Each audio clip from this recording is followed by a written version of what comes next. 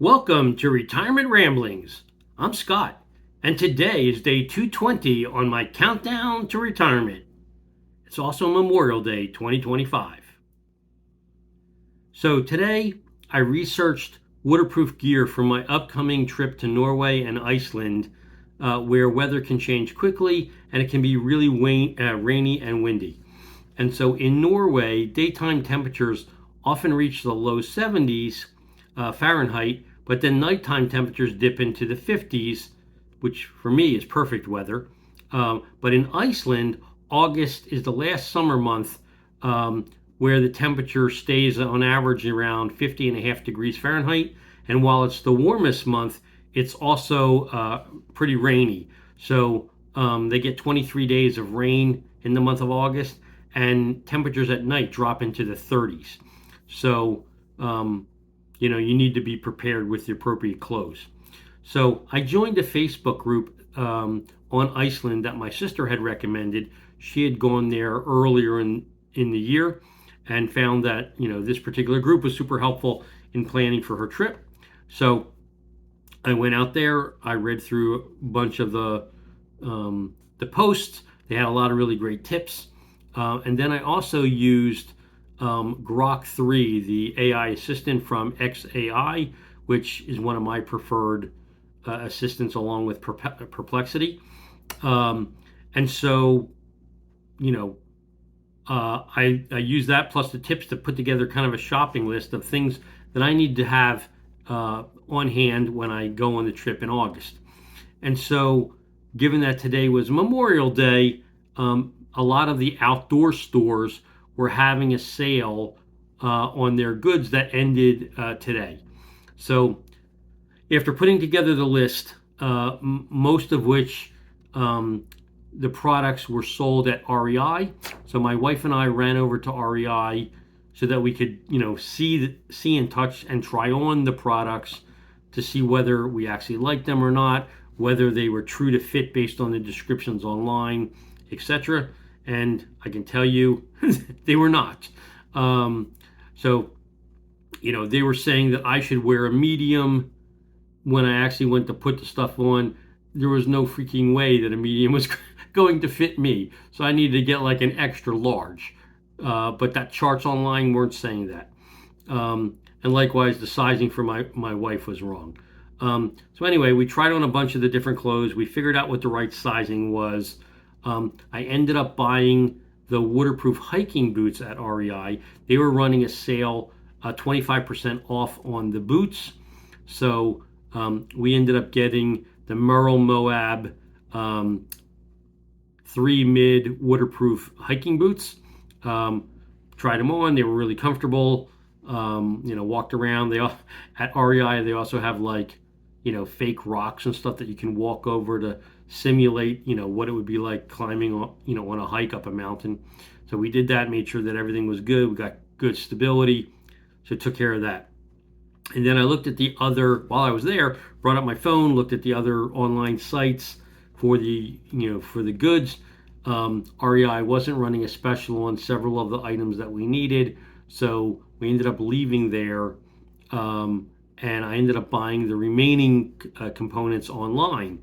So, we ended up buying the rain jackets, the insert jackets, and the rain pants online instead of at REI. So I purchased the Patagonia Torrent Shell 3Ls and the Patagonia Nano Puff insert jackets on the Patagonia site. They had a 10% off sale today.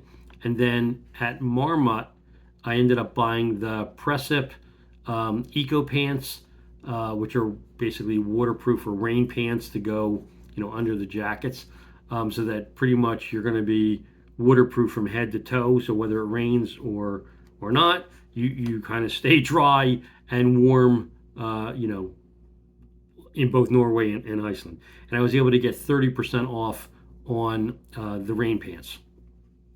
And then we still need to get, hiking socks and light gloves and possibly a unisex beanie or whatever. But I mean, we have a bunch of winter gear and stuff left over from skiing and snowboarding and other activities that we've done in the past. So I'm sure I can find a mix going through this winter gear that we have that we can we can use most of that without having to buy anything extra. But if we do have to buy something to supplement what we've got, I'm happy to go do it.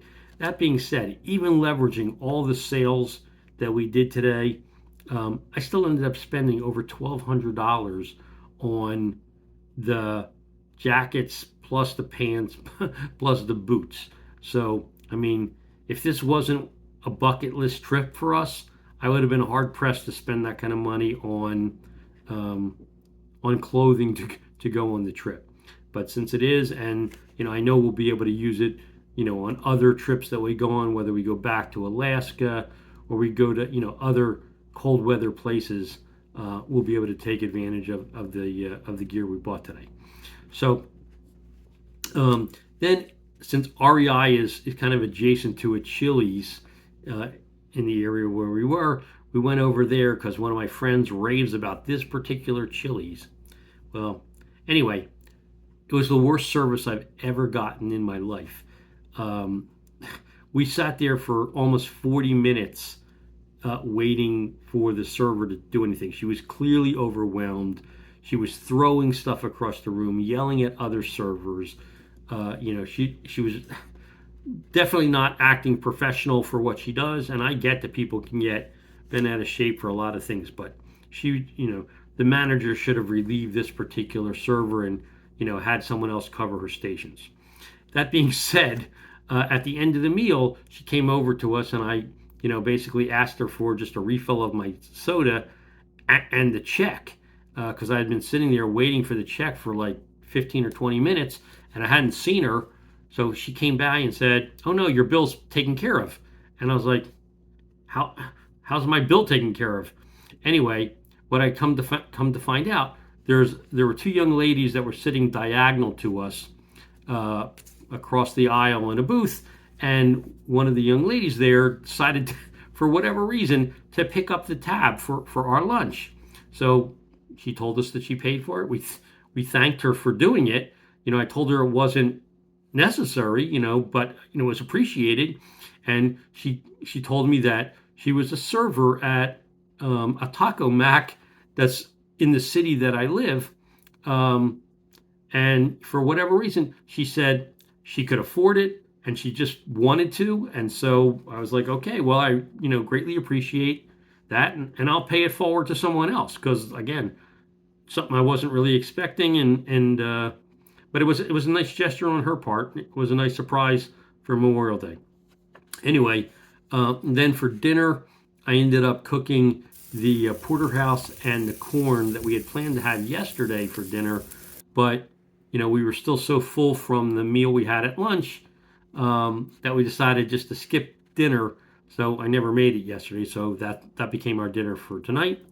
And then I caught up with my mom this evening to find out all the activities that they had going on for Memorial Day at her condo. So she filled me on that.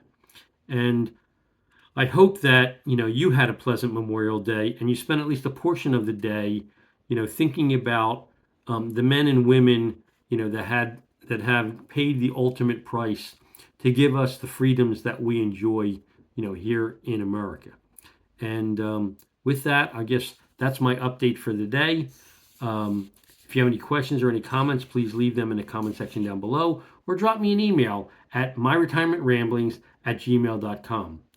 Otherwise, I hope you have a great evening, and until tomorrow, take care.